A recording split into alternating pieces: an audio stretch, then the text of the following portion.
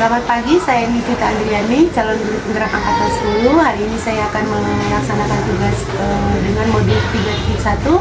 Hari ini saya didampingi oleh Ibu Kepala Sekolah SD Advent Cimindi.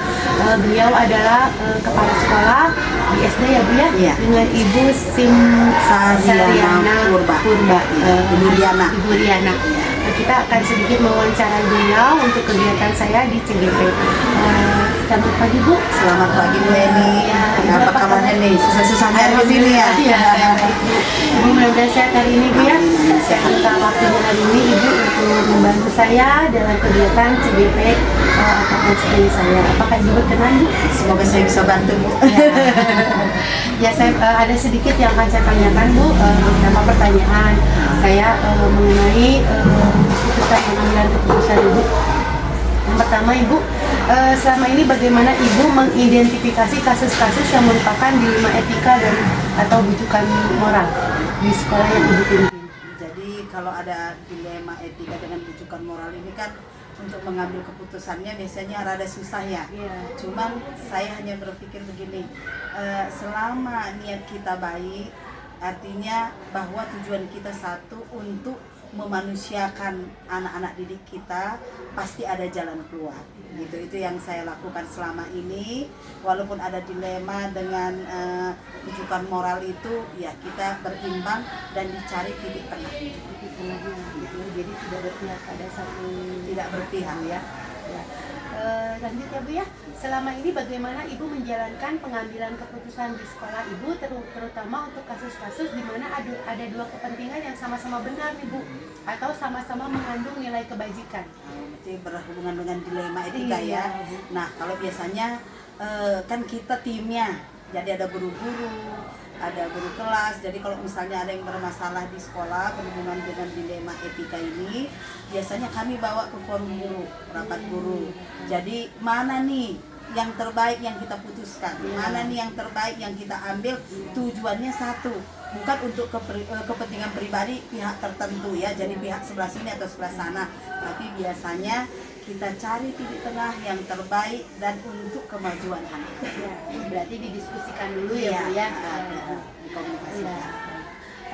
Selanjutnya Bu, langkah-langkah atau prosedur Ibu seperti apa yang biasanya Ibu terapkan selama Ibu melakukan hal tersebut?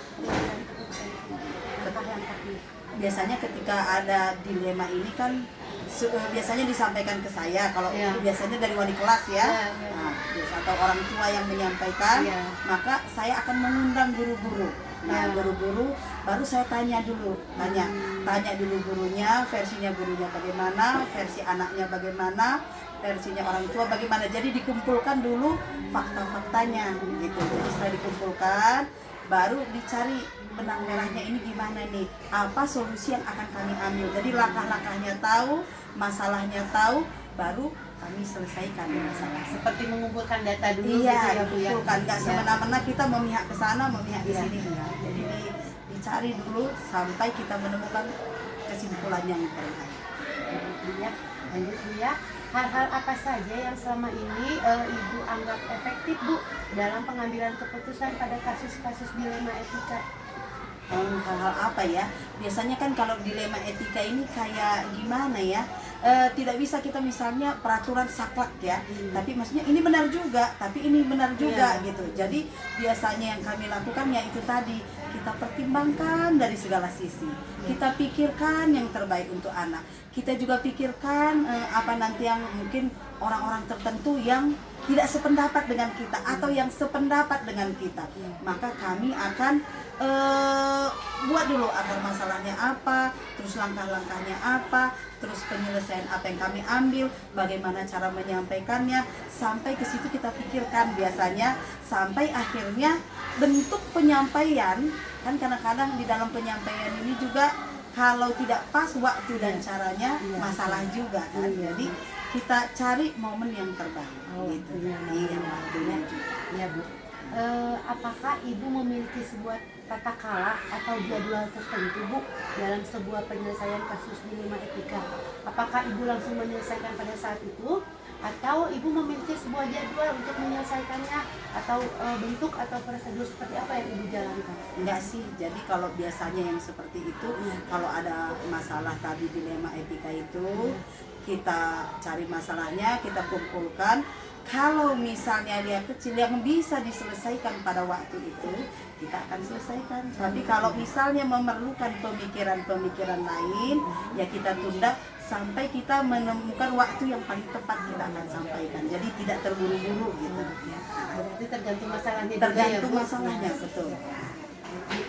Apakah ada Bu seseorang atau faktor-faktor yang selama ini mempermudah atau membantu ibu dalam pengambilan keputusan dalam kasus-kasus dilema etika ini, Bu? Ya kan kita ada narasumbernya juga ya, ada tim. Biasanya kalau misalnya kasusnya berat, kita mencari ya pimpinan, entah itu ke yayasan, kalau perlu misalnya ke psikolog, kalau ke yayasan misalnya ada pimpinan yang berhubungan dengan peraturannya, ke bagian peraturan.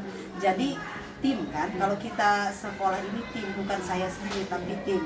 Saya hanya ketok palunya aja, nah, gitu. Jadi melibatkan, Iya, semua dilibatkan dari semua staf dan guru dan orang tua mungkin siapa saja yang untuk mengambil keputusan ini. Ya, jadi tidak keputusan sendiri ya, enggak Bu, keputusan ya. sendiri. Ini yang terakhir ya, Bu ya. Iya. Dari semua hal yang telah disampaikan tadi Ibu, pembelajaran apa yang dapat Ibu petik dari pengalaman Ibu mengambil keputusan dilema etika, Bu?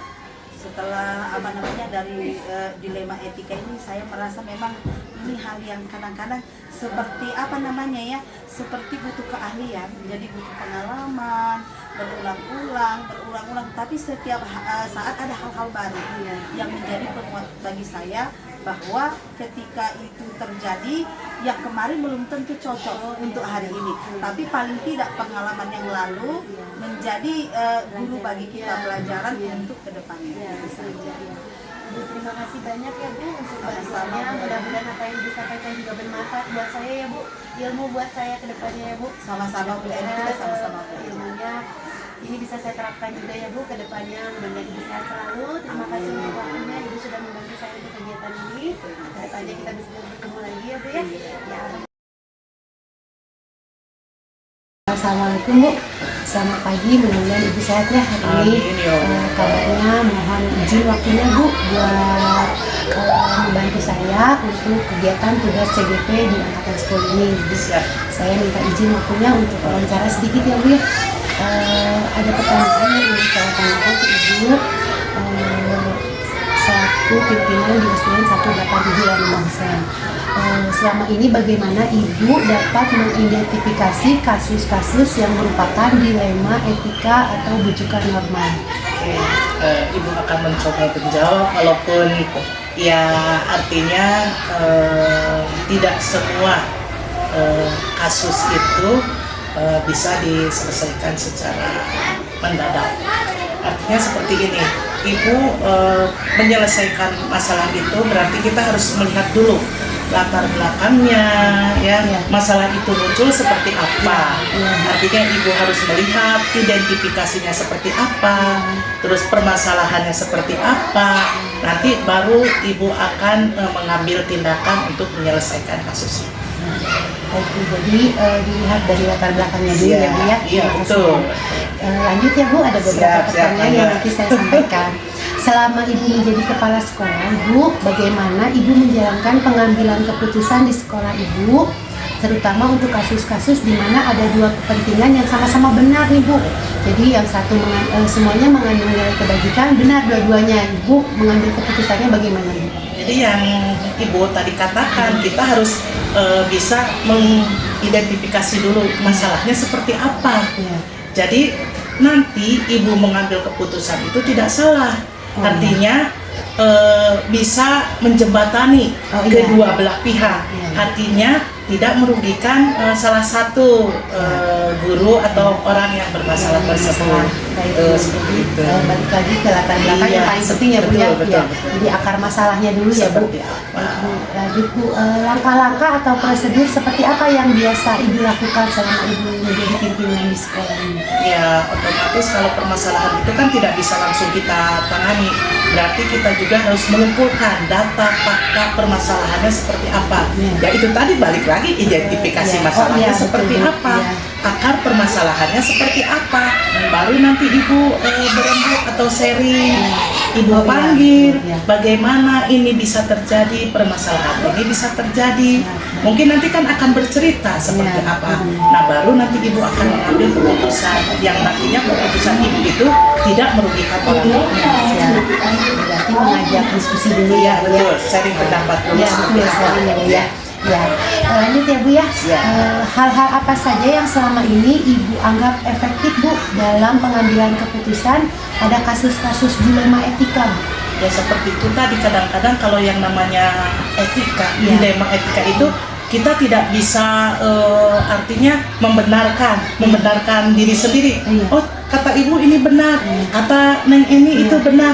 Pasti kan ada tahap-tahapannya. Jadi kita ya itu tadi, kita perlu sharing, kita perlu mengambil pendapat Neng Eni atau pendapat Ibu. Nanti kita satukan. Jadi nanti keputusan yang diambil itu tetap nantinya akan tidak merugikan sebelah pihak. Seperti itu. Ya, bagus Bu, hebat Bu. Lanjut ya Bu ya. Apakah Ibu memiliki sebuah tata kala atau jadwal tertentu dalam suatu penyelesaian kasus dilema etika? Apakah Ibu langsung menyelesaikan di tempat atau memiliki sebuah jadwal untuk menyelesaikannya gitu Bu, dalam bentuk prosedur seperti apa yang akan Ibu lakukan, atau Ibu menyelesaikannya langsung di tempat?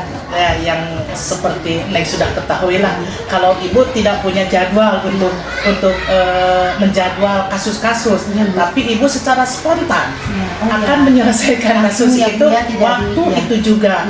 Jadi biar kasus itu tidak berlarut-larut dan tidak artinya bergulir kemana-mana seperti bola salju yang nantinya kalau begitu kan akan pecah, akan menyebar kemana-mana. Jadi Ibu fokus akan menyelesaikan saat itu juga untuk permasalahan. Baik Bu, jadi tidak lama-lama ya, tidak ditunda ya Bu ya, cepat selesai keputusannya ya Bu.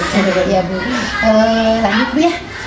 Adakah seseorang atau faktor-faktor apa yang selama ini mempermudah atau membantu Ibu dalam pengambilan keputusan gitu Bu, dalam kasus-kasus dilema etika di tempat yang Ibu pimpin? Ya, kalau kita kan berada di lingkungan pendidikan, Ibu boleh jadi atasan Neng, berarti Ibu juga punya atasan. Ya, siap. Jadi sebelum keputusan itu diambil, pasti Ibu akan sharing lah. Artinya bagaimana pendapat pimpinan kalau hal seperti ini terjadi. Jadi nantinya ya tidak akan merugikan dalam mengambil keputusan itu.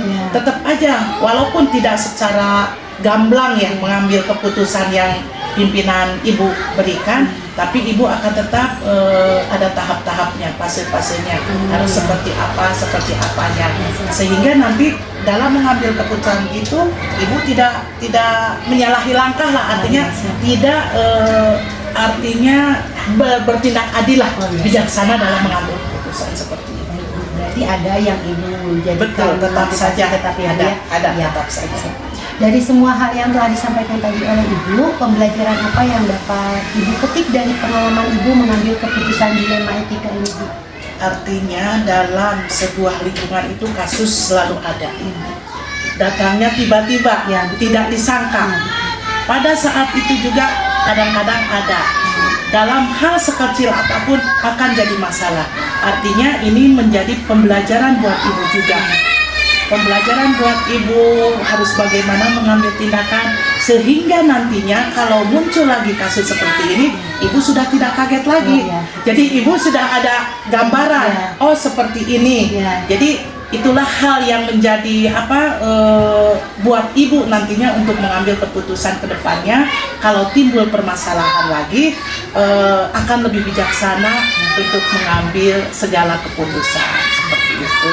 Ibu baik Ibu, terima kasih ya Bu ya. Sama-sama. Ibu juga sudah memotivasi saya, sudah membantu saya juga. Pengalaman Ibu mudah-mudahan juga nanti bermanfaat buat saya ya Bu ya. Apa yang disampaikan juga nanti ke depannya pasti berguna buat saya. Amin, insya Allah. Mudah-mudahan dengan wawancara ini saya juga bisa mengambil banyak ilmu dari Ibu, dan terima kasih Bu untuk waktunya, untuk bantuan Ibu saya dalam menyelesaikan tugas saya di CGP ini di modul 3.1 Bu. Siap. Mudah-mudahan lancar semuanya. Tetap semangat, semoga Terima kasih, sukses Bu. lancar Terima semuanya. kasih, Bu, sekali Maaf lagi. kalau jawaban Ibu Ya, tidak tidak apa-apa. sesuai ekspektasi.